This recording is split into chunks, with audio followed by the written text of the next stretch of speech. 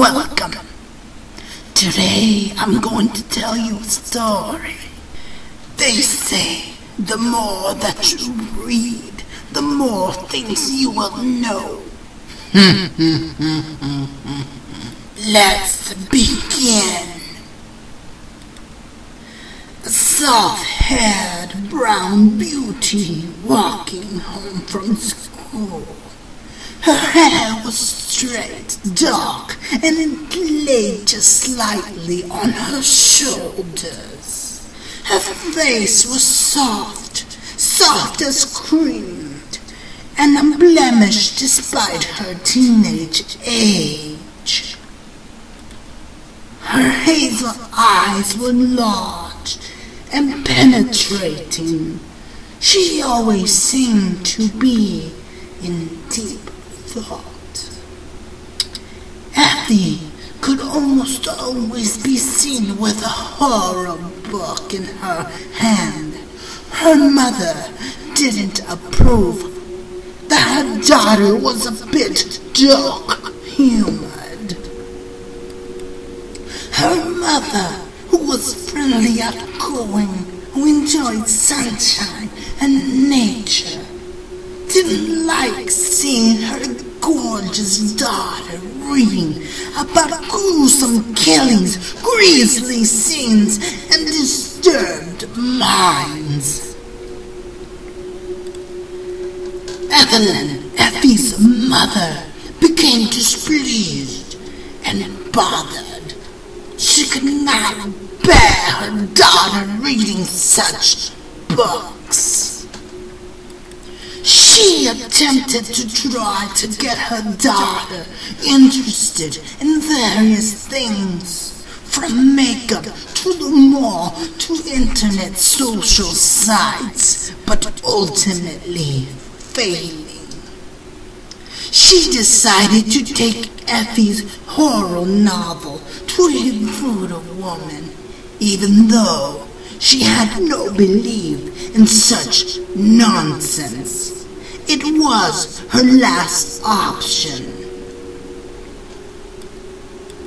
She said, "Please make it so. Effie never wants to read another horror novel again." Evelyn instructed that woman. The woman took out a large black bowl, an incense cone, and some dried leaves.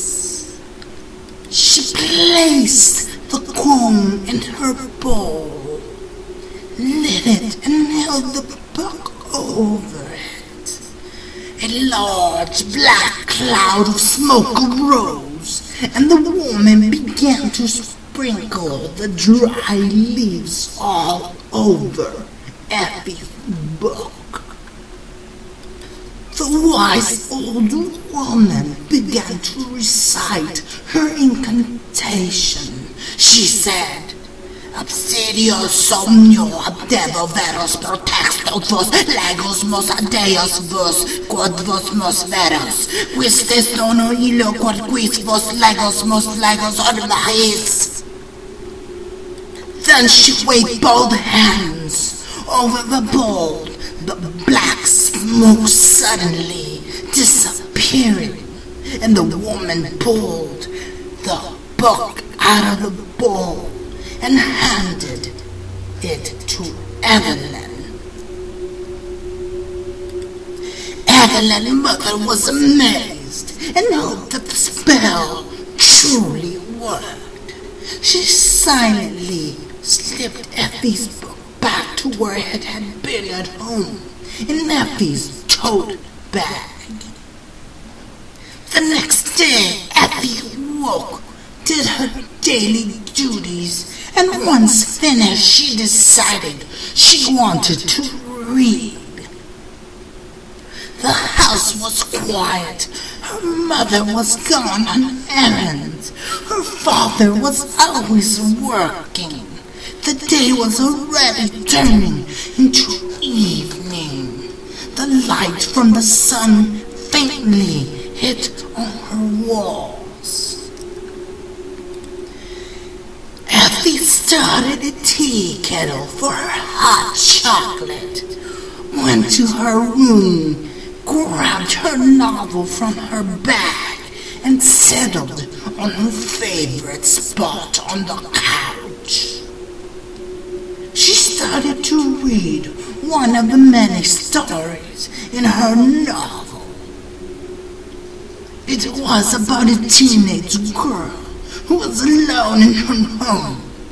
As she continued to read, she read. Then there was a scratching sound at the window. Suddenly, she heard a scratching sound at the window.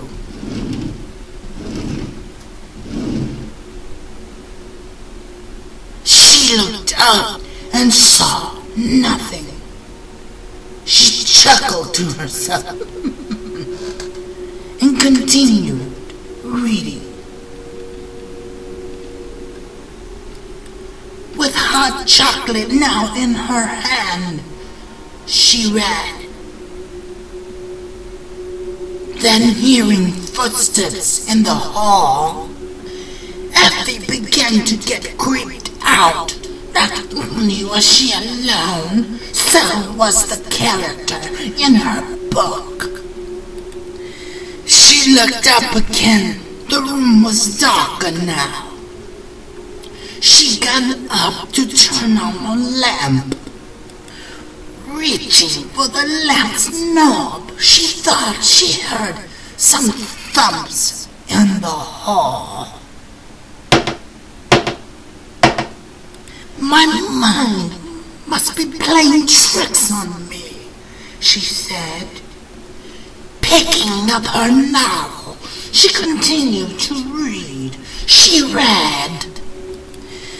Being alone and frightened, the teenage girl decided to make some hot chocolate. As she reached into the kitchen pantry, instead of chocolate, she was gulping at her mother's dead corpse. Effie slammed her book shut. She began to get anxious, her head filled with noises that the girl heard, and drinking the same drink and alone. She decided to go check her kitchen pantry, tense at first, scared that she would see her dead mother. She crept closer and closer, and slowly reached for the knob and began to slowly open the pantry door. Then a box of cereal fell on the floor.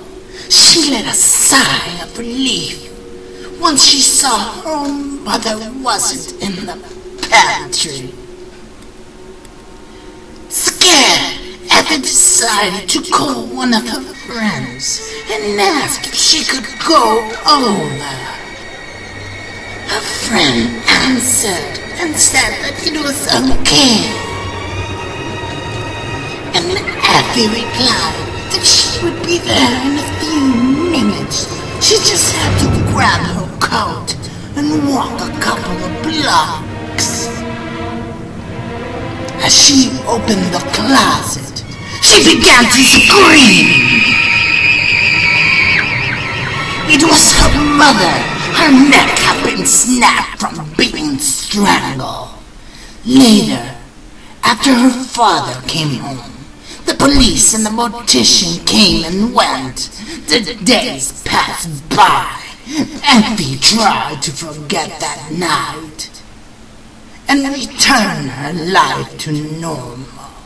But she found that she could never read a horror novel for the rest of her life.